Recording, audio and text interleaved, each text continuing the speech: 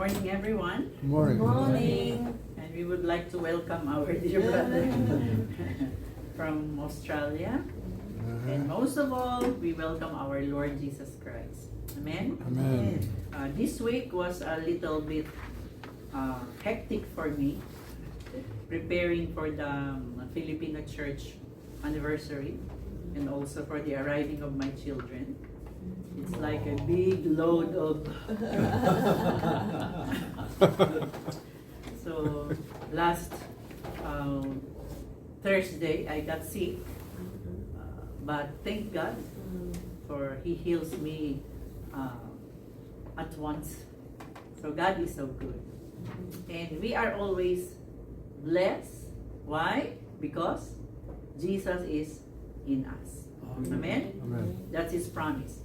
Those who receive Jesus will have life inside. It's like, do you know, like a pumping, a water pump. In the Philippines, we use that, the water pump. You pump it real hard until water will come out. Sometimes it's dry. So what we do, we put water and then pump it. Sometimes we feel dry like that. But coming to church, it's like getting a bucket of water, putting it in us. So even if you came here a little dry or tired, hopeless, we hope and pray that you will go out full, overflowing again. Amen? Amen. So this morning, because we are celebrating the first coming of Jesus Christ this month, Christmas.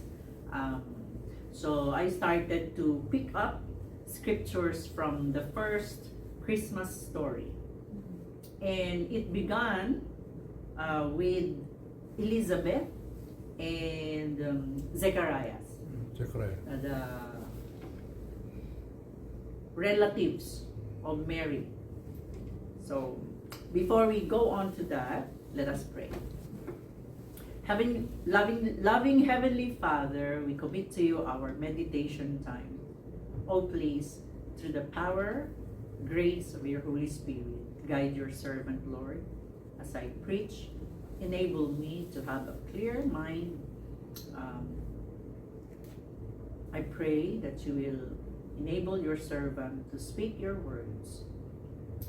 And I pray, God, that you will create in us a heart that is full of faith, full of hope, a heart that is soft, that can easily be transformed by your words.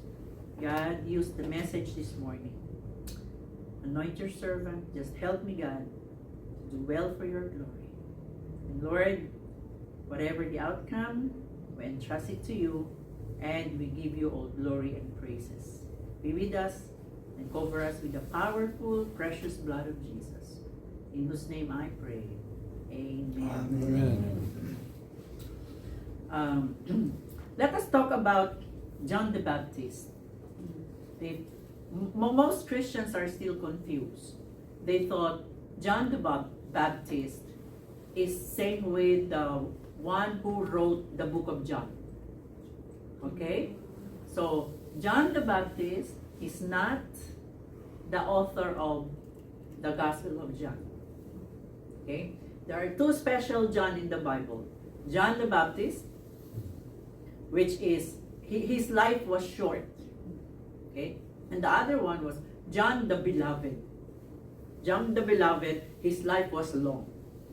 According to history, John the Beloved was the last of the 12 disciples of Jesus to die. Some even believe that maybe until this time, John is still alive. So we don't know. There are those who believe that. But these two special John, okay, John the Baptist and John the Beloved, they are totally different people.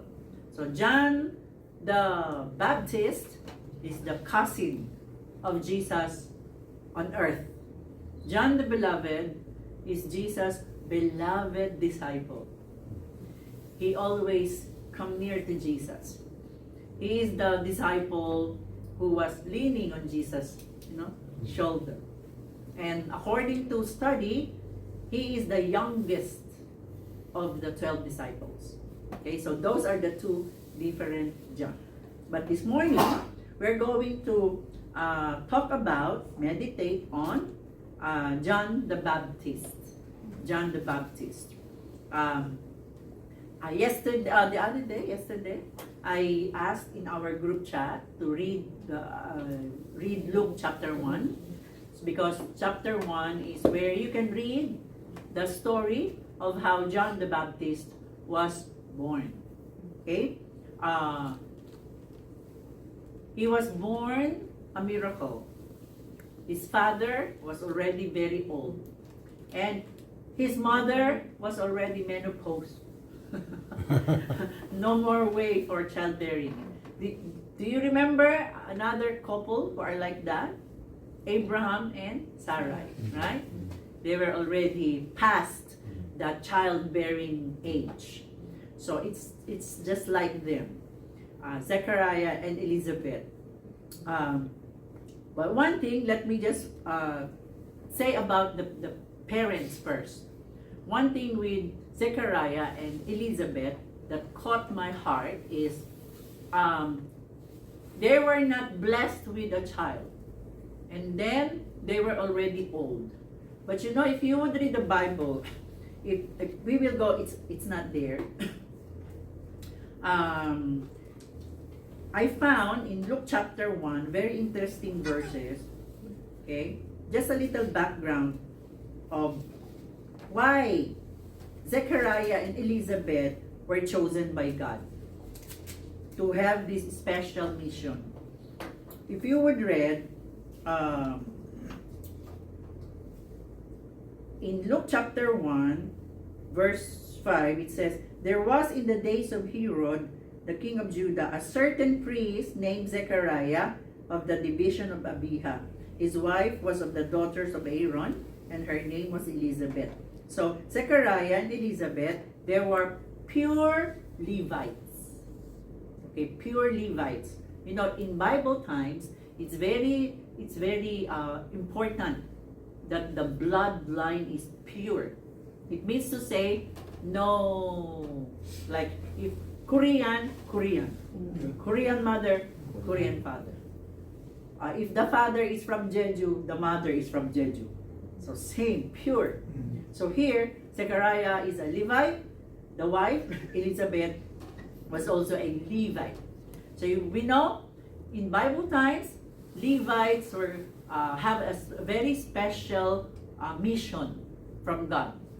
The Levites were only to serve God in the temple. They cannot be an attorney or doctor.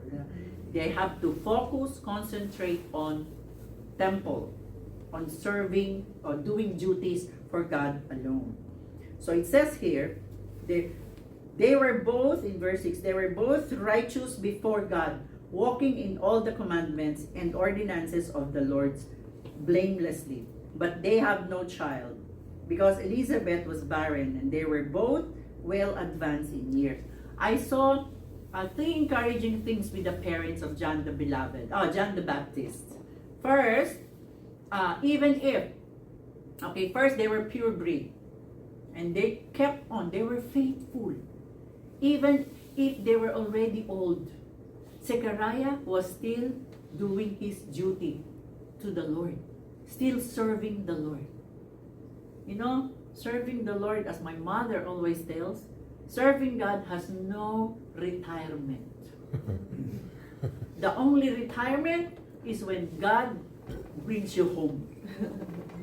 That's why my mom, 2 days before she died, she delivered her last sermon in the church. She still preached at the age of 75. She still preached. And then 2 days later, the Lord took her. For her, no retirement. So here, Zechariah kept on serving God. Even if he's already old. Besides, in my joke time. When you, as a pastor or missionary or servant of God, why will you retire on earth when there is no retirement fee here?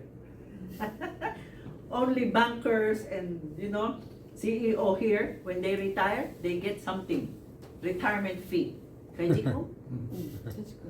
But missionary pastors, especially, full-time, when we require here on earth, no twejikum. So no retirement here. Our retirement is in heaven. Our twejikum is in heaven. So Zechariah kept serving. Even if, I saw another one, even if it's like the Lord did not answer their prayer. They had been praying to have a child. But they already passed the age of giving birth, still no child. So here I saw Zechariah and Elizabeth had been faithful to God, even if it seems to be God was not answering their prayer. Some people, they only say, I love you, Lord, thank you, Lord, when they receive their answer to prayer. But with Zechariah, no answer to prayer. But he kept on serving God. That's why God had his eye on them. And it says there, they were both righteous before God. So God had chosen them for a very unique, special mission. If you have read the story in Luke 1, when Zechariah was on the duty, at that time, ordinary people cannot go in the inner part of the temple. People who want to worship, you will just say outside. If you will adapt it now, maybe only Kang Moksanim will go to the altar. Everyone outside, waiting. That's the style at that time. So Zechariah was inside, all the people waiting. Zechariah was the one who brought all the offering. He carried the offering. And while he was there, according to Luke chapter 1, an angel of the Lord came. Zechariah was afraid. You know why they would be afraid? First, they thought maybe he's dying. The angel is taking him to heaven. Second, they don't know. Maybe there is a special word. And here, the angel said, do not be afraid, Zechariah. Your prayers had been heard. What's the prayer? That they will have a son. But look at the timing. Zechariah was already very old. And his wife, Elizabeth, was already menopause. It seems impossible. But you see, with God, nothing is impossible. Amen? Amen. Nothing is impossible. So the angel told him, your wife will have a child. And you will give him the name John. But Zechariah, as human, without. And he said, maybe if Zechariah was Korean, okay. How? We're very old. And the angel said, I am the angel of God. I stand in the throne of God. I came here for the message. And because you did not believe, you will be mute until the baby was born. So when Zechariah went out, he was doing sign language. And the people went, oh, what happened to him? And they realized maybe he had seen a vision. They realized something powerful happened inside. So Zechariah went home, and by the grace and mercy and power of God, he consummated his wife, and Elizabeth became pregnant. Imagine Kim Gong Sanin. Get pregnant. Imagining me. That's really funny, right? Oh, unbelievable. But sometimes when God works, it will make you drop your jaw. You know? When God works. So it happened, and here we pick up from Luke 1:57 to 66. It says there, let us read. When it was time for Elizabeth's baby to be born, she gave birth to a son. And when her neighbors and relatives heard that the Lord had been very merciful to her, everyone rejoiced with her. When the baby was 8 days old, they all came for the circumcision ceremony. They wanted to name him Zechariah, after his father. But Elizabeth said, no, his name is John. What? They exclaimed. There is no one in all your family by that name. So they used gestures to ask the baby's father what he wanted to name him. He motioned for a writing tablet, and to everyone's surprise, he wrote, his name is John. Let's pause for a while. The naming is very important. In Israel culture, I don't know, with Korean, also in Philippines the same. Like, if my father is Samuel, then if he would have a son, they would name him Samuel Jr. So, I don't know, do you use it here? Yeah, same. I have a cousin, she married a junior. And then, another brother of the junior had another son, and they named him the third. The name was Ricardo. So Ricardo 1, Ricardo Jr., Ricardo 3rd, and then my cousin, she gave birth to another son, and they named him Ricardo 4th. So that's how people were expecting. But they said, no, his name is to be John. So they were all surprised. There is no John in the family. There is no John in the family. So there is a special something. Because you see, John was given by God, the name John. Okay, let's continue. There is no one in all your family by that name. So they used gesture to ask the baby's father what he wanted to name him. He motioned for a writing tablet, and to everyone's surprise, he wrote, his name is John. Let's continue from here.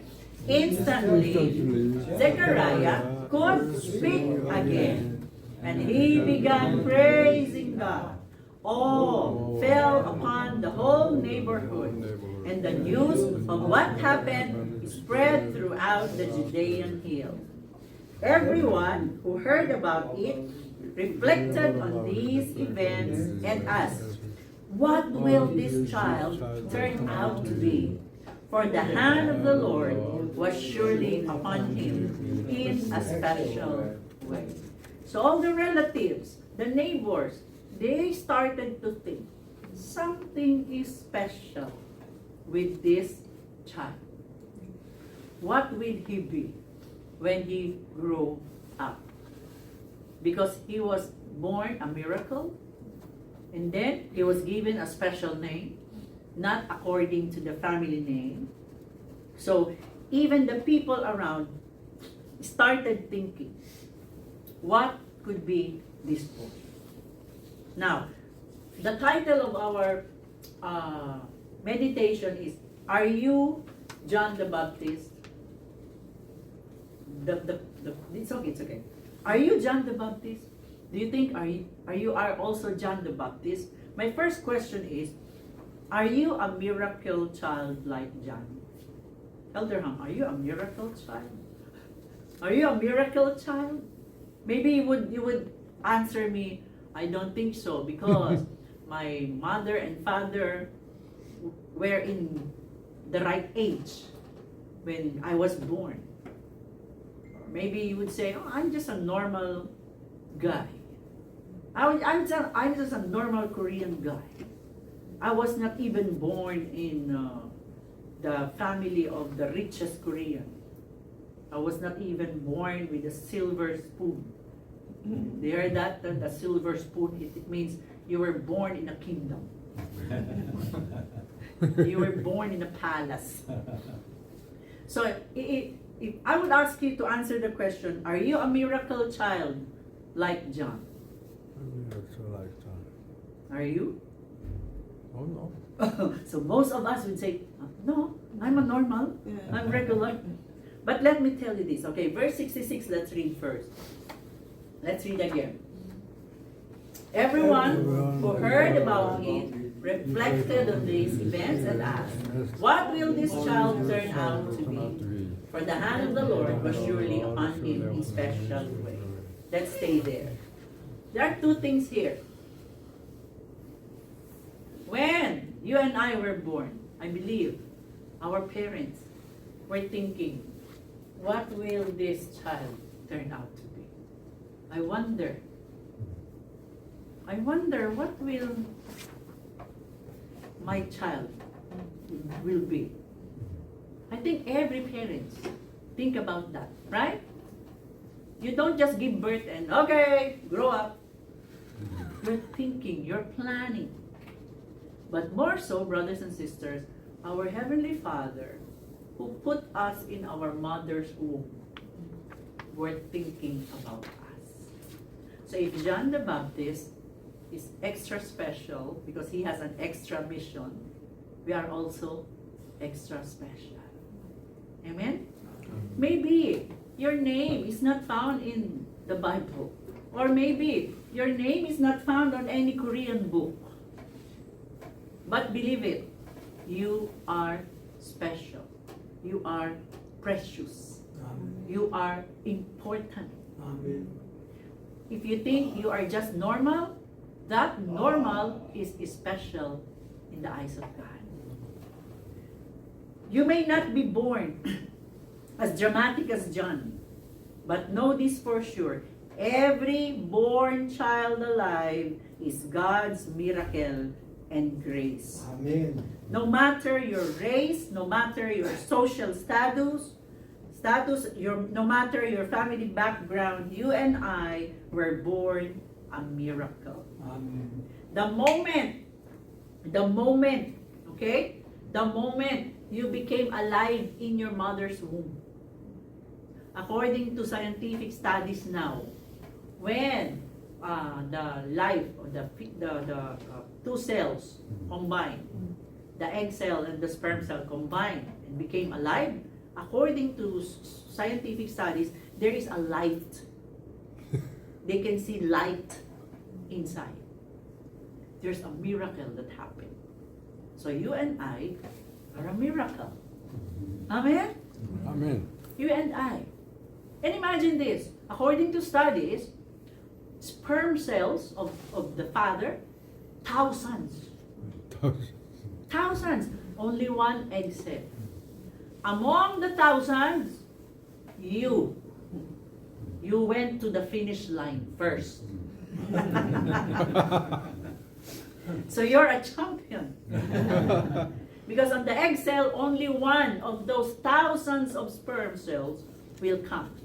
And when the first one come in, the rest die.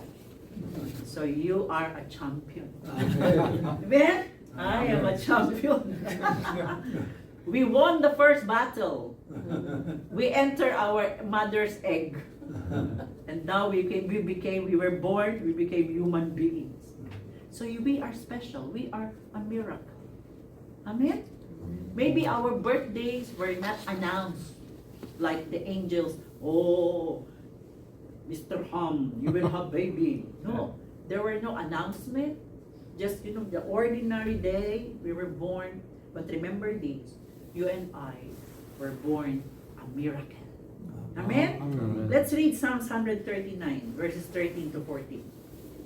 It says there, for you formed my inward parts. You covered me in my mother's womb. I will praise you, for I am fearfully and wonderfully made.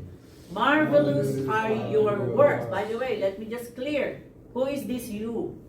God. God. Amen? Amen. Let's continue. Marvelous are your words, and that my soul knows very well. When we were being formed in our mother's womb by the powerful hand of God, He has done such powerful miracle. Amen. And not only that, but also with much love. So, brothers and sisters, now do you believe you are a miracle? Amen. You are special? Amen. Amen. That's why we can answer the question number 1. Are you a miracle child like John? Yes. Amen? Amen. Yes, I am. Yes. Yes, I am. How do you say yes, I am in Korean? 네, 그렇습니다. 네. Ne. Just ne. The next question. Now, here is a challenge. Okay? The next question is, are you called to be like John as well? Yeah. Are you called to be like John the Baptist, no? John the Baptist as well. Who is John the Baptist? John the Baptist was called to prepare the way of the Lord. That's his mission, to prepare the way of the Lord. John the Baptist was the prophecy of prophet Isaiah in chapter 40, verse 3. Let us all read. A voice of one calling in the wilderness, prepare the way for the Lord. Make straight in the desert a highway for our God. It was a special task given to John the Baptist. My question this morning, are you called to be like John the Baptist? Maybe you will answer me again, oh no. Because John the Baptist is preaching and he's baptizing in water. Maybe not like that. But let us study the word prepare the way of the Lord. So I included in your paper some Hebrew words. Okay? Prepare in Hebrew is panu. Panu, it means to prepare, clear away, clean, make room. Okay? Maybe it's like in Korean when you say 실례합니다. Like when too many people and when I use that word 실례합니다. And then, is that a good word? 실례합니다. Yeah, that's a very Polish Polite word. polite. Because I notice when I use it in the subway, 실례합니다. And the Koreans would look at me and then maybe when they see me, not Koreans, they would. I seldom hear that in the subway. In the subway, they just push. 잠시만요. Push, push. But I use that word, 실례합니다. And they were surprised. A foreigner is using it. That's prepare. Make way. Prepare the road. Okay? The path. And it includes not just the street, it says there lifestyle. The way we live. We have to prepare the way we live. Okay? We have to give direction. The right direction. One thing I came to my mind, like maybe most of us, there were days in our, especially now, it will be Christmas season. Maybe you will have friends coming to your house, or your family, your grandchildren coming to your house. What do you do? What do we do when there are people who will visit our house? We prepare, right? We clean the living room, we clean the house, we set up table, we prepare food, we make our house very lovely, and so that when visitor comes, they would feel good. Right? That's how we prepare it. Now, what is that to us? In life, we often notice that we are ahead of others in some way. We may have something to give. A helping hand. Next.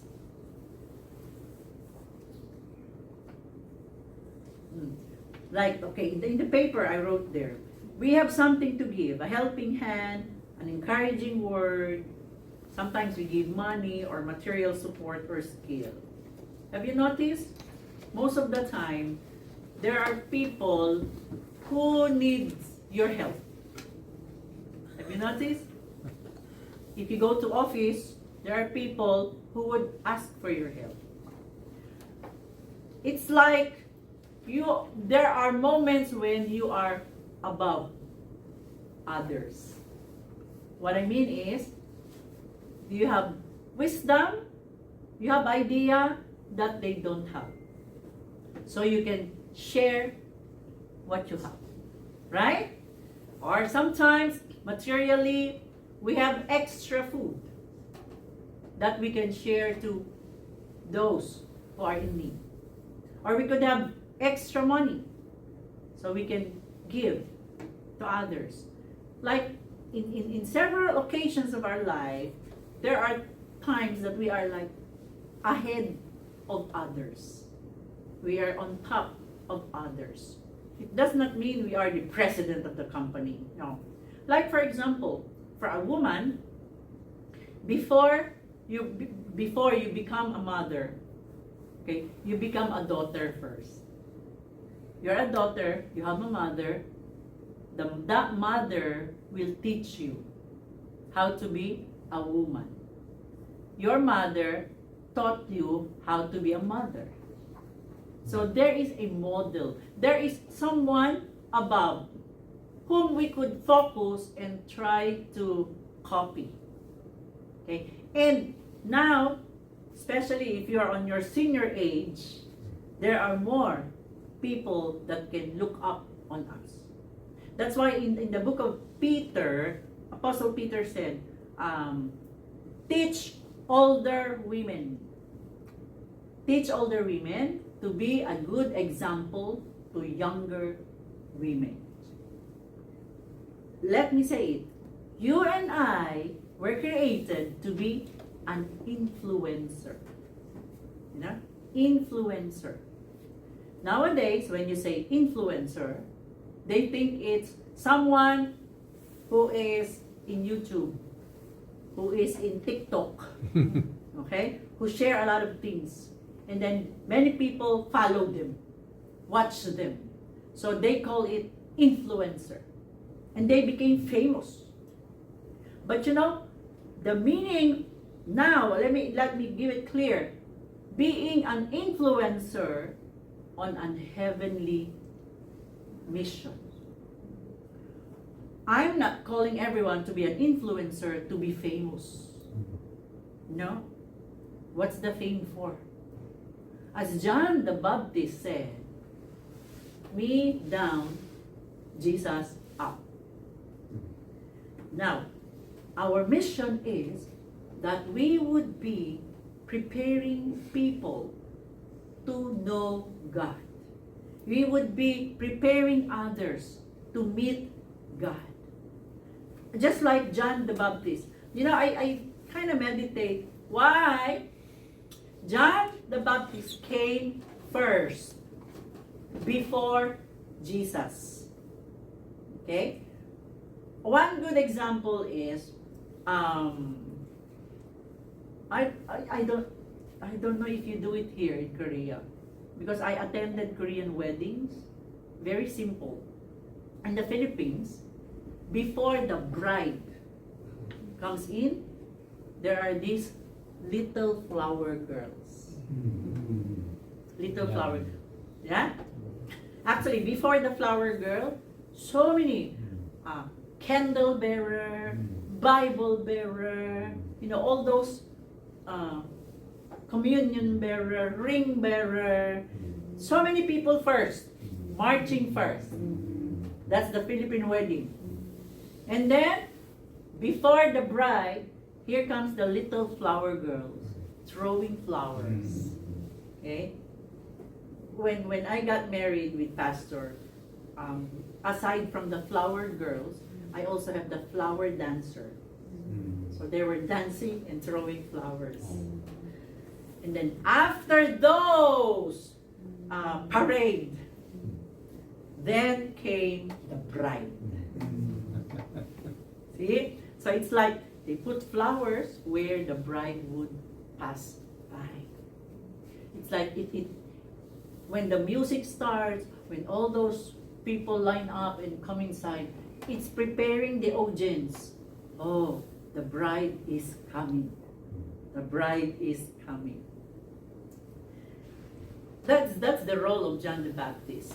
Before Jesus came, you know, John the Baptist is older than Jesus for 6 months. Okay? Only 6 months older. He was ahead 6 months. And he was sent to clear the way. Because at the time, okay, what was the background? At the time, when Jesus and John the Baptist were born, there were no angels' visitation for around, 400 years? 40 years? I forgot, sorry. No angels' visitation. No prophets. All the Israelites were suffering with the Roman colonization. The Roman soldiers were giving them hard time. So it was a very difficult time. It was a very dark moment of Israel time. And then came John. Out of those dark moments, in Isaiah it says, a voice is heard in the desert. Prepare the way of the Lord. So John the Baptist started to preach. Repent! If you are doing sin, stop it. It's like John the Baptist was clearing the way. Clearing the way.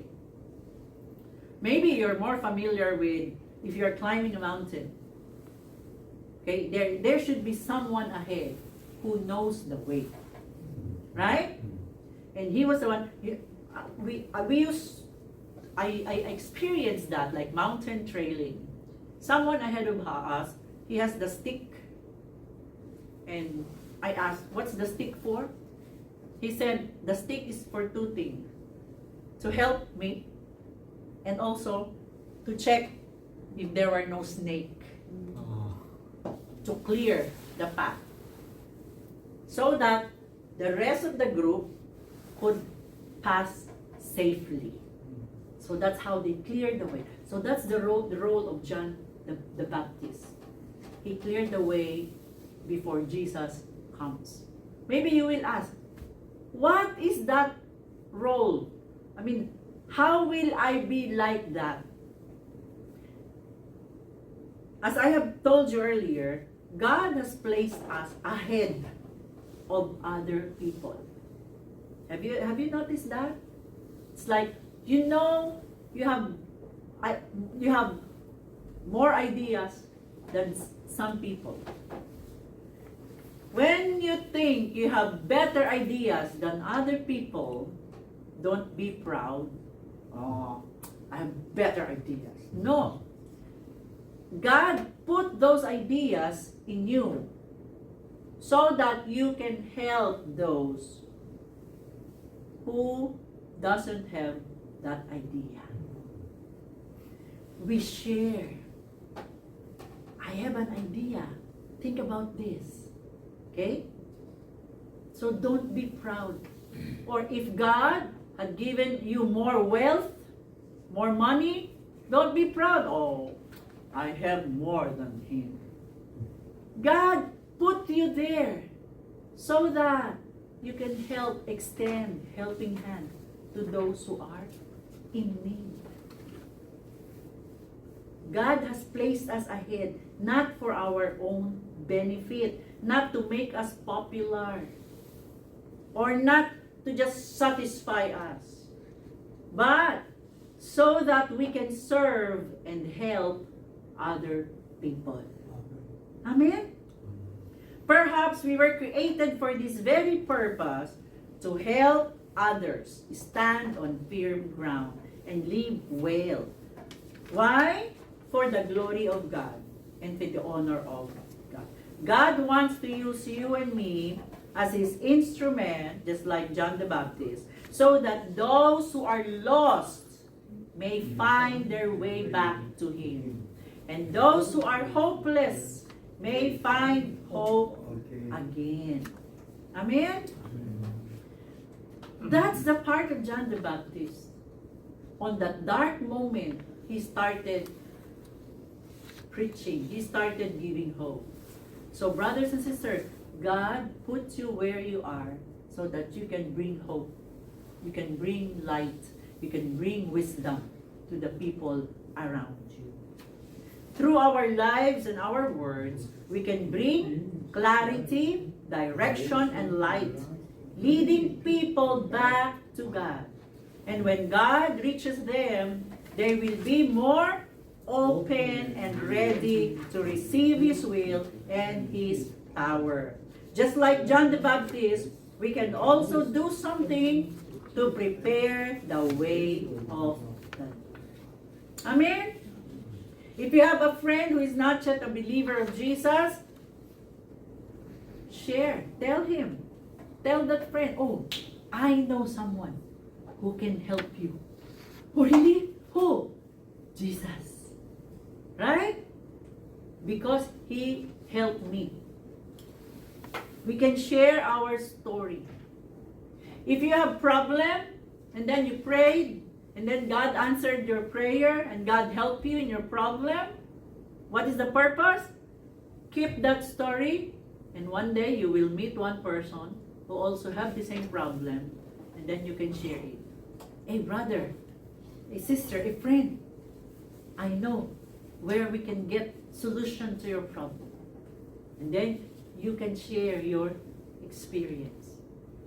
In my experience, God had helped me. Would you like God to help you? And then that person who never thought of God, suddenly had that idea, oh, there is God. Why? How did he know about God? Because of you. Because you talk about God. Because you lead him to God. And in that way, that person, his heart will then be prepared to come to God. And then God comes to him. In application, Jesus promised to come again.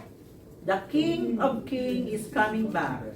Therefore, as his followers and believers, we have to make preparations. We need to get ready to meet him by the way we obey him and his words daily. Jesus promised in John 14:3, when everything is ready, I will come and get you so that you will always be with me where I am. Listen to this, brothers and sisters. John the Baptist came to prepare the first coming of Jesus Christ. On that very first Christmas day. Now, the Bible, Jesus promised, he will come again. He will come the second time around. So, as his followers, as his believers, what is our role? We should act like John the Baptist. We should prepare the way for Jesus' second coming. What should we do? We share the love of God to other people. Let's encourage, if you have friends or families who are living a sinful life, pray for them and, ask them to stop doing sin. Repent. Ask God for forgiveness. For God is merciful. God is gracious. He will forgive. If you know someone living in sin, let them know that it's wrong. Let them know that they need to stop it. They need to repent. They need to let Jesus wash their dirty hearts. So that when Jesus comes again, that friend of yours, that family members of yours would be able to welcome Jesus with you. Amen? Amen. I wrote there in the paper, we also need to help others to be ready to meet Jesus. Just like John the Baptist, who prepared the way of Jesus' first coming, we also have our part to prepare for Jesus' second coming. Call others to repent of their sinful ways and turn back to God to experience the glory of God. Let us show them the way of God. Amen? Do you know the way? Do you have the way? Do you have the way? Amen. Who is the way? Jesus. Jesus. John 14:6. Jesus said, I am the way, the truth, and the life. So those friends of yours who are still lost, let them find the way. Show them the way. That's how we prepare them for the second coming of Jesus. Show them the way. Help them understand. Especially now, I notice a lot of Koreans, they don't have religion. Some of them, they don't believe in God. If you have friends who doesn't believe in God, you have a special mission to do. You have to let them know there is God. Amen? You know, we pastors, we cannot do it all by ourselves. But with you, like with me, I'm only one. And then with you, how many are you? 1, 2, 3, 4, 5, 6, 7, 8, 9. If you go out and also spread about Jesus, 9 of you, when you reach out to one, so how many souls will be? 18. Through you, we can reach many more Koreans for Jesus Christ. So let us be like John the Baptist. And remember, how do we reach out to them? Not just by talking. I'm a Christian, I'm a Christian. Our living should also show them that we belong to God. Sadly, there are many Christians who say, I'm a Christian, but the attitude. The attitude is not Christian-like. I'm a Christian, but on the subway they push. If we are a Christian, we should have that kindness like Jesus. Amen. The humility, the love, the compassion, the gentleness like Jesus, and the holiness like Jesus. There are some Christians, they say, I'm a Christian, but when they go back to their factory, to their offices, during break time,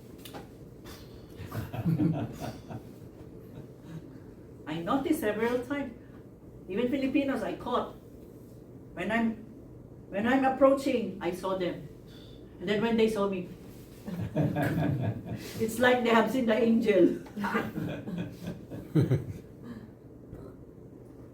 May God help us that we will really live, not just talk. We live like Jesus. We live like a Christian. Amen? We should be full of hope even when the rest of the world is hopeless. We should have that overflowing joy. Even if the whole world is in trouble, sorrowful, there is something inside, the Holy Spirit, that power that makes us more and more like Jesus. Remember, brothers and sisters, you cannot do it all by yourself. No, we always need the power of the Holy Spirit. It is the Holy Spirit who will make us love more. Remember the fruit of the Spirit? Love, joy, peace, patience, goodness, meekness, gentleness, all from the Holy Spirit. In the subway, if someone pushed me, I wanted to fire up, rah! But when someone pushed me, I can feel the Holy Spirit, calming me. And I will just inhale, exhale. God bless you. It is the power of God who can make you and me like John the Baptist.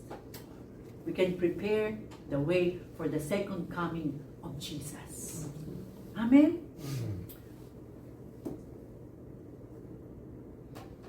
Lastly, may we encourage one another as the body of Christ, the church, His bride, as we eagerly await for Christ's return. May we unite in love, prayer, and factions as we wait and prepare for His return. Let's read Hebrews 10:24. Let us think of ways to motivate one another to acts of love and good works. And let us not neglect our meeting together as some people do, but encourage one another, especially now that the day of His return is drawing near. So we don't just share Jesus to other people. Us, as Christians, we also have to encourage one another. Amen? Like, I know most of you attend the Korean church. You have your other small groups, Korean small groups. You can send message, Bible verse. How are you today? I prayed for you. We encourage each other. Amen? Amen. I know there are people who come to church with the thought that, who is rich here? I want to borrow money. I know, there are. There are some, they go to church bringing their goods. They want to sell in the church. Wrong purpose. Our purpose when we gather together to encourage one another, to bless each other, and to bless the Lord. Amen? John the Baptist did his best to accomplish God's purpose in his life. My question this morning, are you doing your best of becoming John the Baptist today?